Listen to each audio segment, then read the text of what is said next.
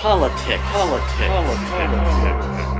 So Jan, let's use Maslow's hierarchy of needs as a reference point. And for those of our listeners who aren't familiar with it, this famous psychologist, Abraham Maslow, wrote a paper in 1943 called A Theory of Human Motivation.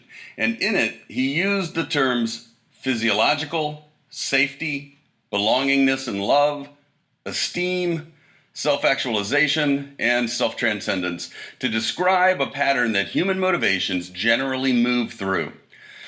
These so-called needs are usually presented in a pyramid graphic, with physiological needs at the bottom, and then safety needs above that, and then the needs for belonging and love above that, and then the needs for esteem and self-actualization at the top. And if anyone wants to see the actual pyramid graphic to which I'm referring, we'll put it in the show notes for this episode. So, Jan, finally, my friend, your opinion on all this, please. Well, Maslow's hierarchy is obvious. I mean, until you get to the top ones, the top couple, especially the top one. The top one has always been very controversial. And let me emphasize here that these needs, as presented by Maslow, are in fact hierarchical. What does that mean? Look it up. His point is that if you can't get the first needs, the second ones won't work. You have to move from one to the next. So?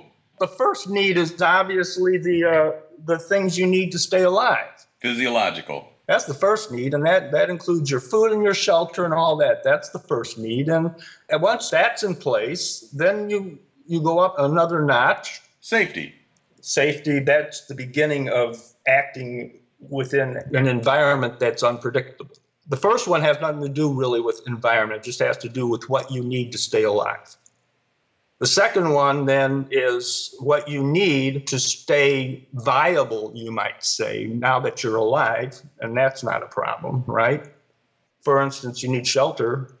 You need a certain social group around you of some sort. Those things are all necessary. I think it's also interesting that in the safety category, Maslow included not only physical safety, but financial security and health. He seems to be inferring here an overall sense of well-being. And you have the needs to have, interactions with people, and it becomes more social. Though you do have basic social needs even in the lowest level. When you're born, you have to have a person there who nurtures you, a human being. But, the social level then of being attached to people and being part of a family and all these sort of things. And, so that level is the next level. Love and belonging. When you're looking at these levels here, we're also talking levels of social contact. The first three levels don't really go much beyond the family. When they talk about love and all that, they're talking about the love of your family and the people who are closest to you. It doesn't have to be just your family, but it's people who are your most intimate associates. We can look at it from infancy to adulthood. And, infancy, we have to feed the child and nurture them. And then the child has to be safe.